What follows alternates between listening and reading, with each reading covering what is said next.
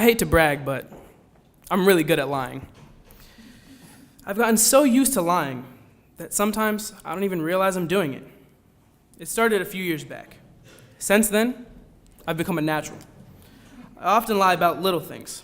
For instance, my mom calls and asks if I ate breakfast, and I say yes, even though I haven't. Then she comes home and she sees me looking through the fridge trying to find something, anything to eat. She says, "I thought you ate." I did. I lie again, although my stomach is making growling sounds that tell the truth. If I'm being completely honest, I don't only lie about little things. I lie about big things too. One day at school, I get in serious trouble at a morning assembly in the gym. I'm covering my new haircut with a hat that I'm not supposed to be wearing. The school police officer calls me down in front of the whole school. He says, "Take your hat off." I say no. He tells me to take it off again. I repeat my answer. He then grabs my hat off my head. As he does it, I put my hoodie up. Everyone sort of gasps. The police officer is really mad now. I get kicked out of school for the day, and the day had just started. My principal calls my dad and tells him about it. My dad asks me, "Is it true?" Of course I tell him no. We go to school to have a meeting about my behavior, and my dad goes to bat for me because he trusts me. But then it comes out that I actually did do it, and my dad feels stupid. I feel bad about it next time. I feel bad about it, but not bad enough to not do that kind of thing the next time.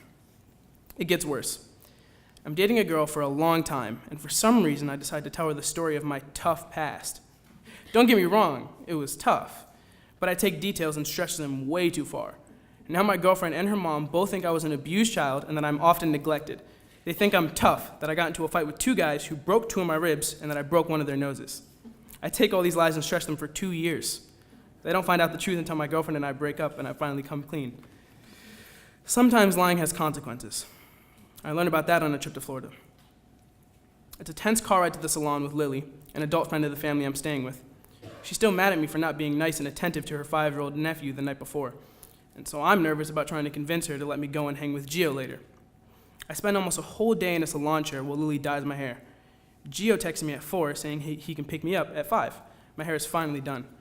"Can I hang out with Gio?" I ask her. "Sure," she says. "What will you be doing?"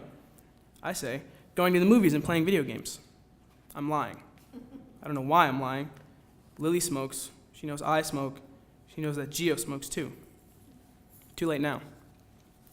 I get in Gio's car, which reeks of weed as always. It makes me feel a little sick. Gio asks, "Is it cool if my friends come and smoke with us?" I say, "Sure." He knows I brought a lot of money because I've been working all summer. He convinces me to spend $100 on weed while he spends none. We drive to his house, an hour away, and meet his friends. They're all in college and honestly seem kind of lame to me, like stoners who have no aspirations in life. I start to see Gio the same way. We go outside and we all smoke together. Then we go back inside to Gio's room, where he starts rolling more to smoke already, which seems excessive. That's when my heart starts beating really fast. It feels incredibly uncomfortable. I tell Gio, "I'm going to go downstairs for a second."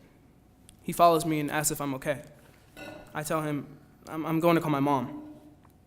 I call her and tell her it's not that bad, just uncomfortable. She says, "Eat something." I haven't eaten all day. Gio makes me a sandwich. I bite into it, and immediately my body feels like it's shutting down. My eyes close, my head drops, and I drop my sandwich. I have just enough energy to pick up a cup of water and put some in my mouth to help me spit out the food. "Gio," I say, "you need to take me to the hospital." He picks me up and we go towards the door, but his friends come down and tell him not to take me. I open my eyes and find I'm in a chair on the lawn, and Gio is arguing with his friends about taking me to the hospital. Now I'm scared. I close my eyes again, and when I open them, I find I'm in the car. I realize I need to call my dad. Looking at my phone screen where it says, "Father," I hesitate to press it. I'm afraid he'll be mad at me. Well, not mad. My dad doesn't yell at me. He pulls this other move, and it's sneaky. He says, "I'm not mad. I'm just disappointed."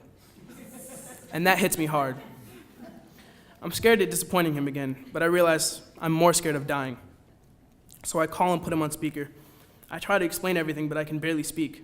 So Gio talks to him. My dad says he's not mad or disappointed. All I feel from him is love and caring. Gio pulls into a parking lot and asks, "Do you really need to go to the hospital?" "Maybe you're just having a bad trip." He keeps telling me I don't need to go to the hospital. Finally, I say, "If you don't drive me, I'll have to call 911. Gio gets right back on the road. He says, "I can't come into the hospital with you because I don't want to get in trouble."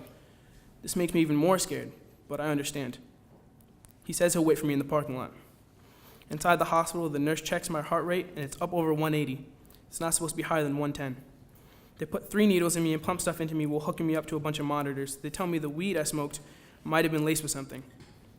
Later, I find out my body is sensitive to marijuana. The doctors tell me that if I hadn't come to the hospital and gotten treated, I could have had a heart attack. I'm anxious all night. I keep my dad on the phone much of the time. The nurses want me to hang up, but he's talking me through it all. Finally, they put me under. I spend the night in the hospital. In the morning, I wake up tired, hurt, and scared, but also loved. I call my dad and tell him how much I love him. He reassures me I'll be okay. Lily and everyone else I love in Miami comes to see me. No one holds it against me that I lied. All I feel is love and a new commitment to telling the truth.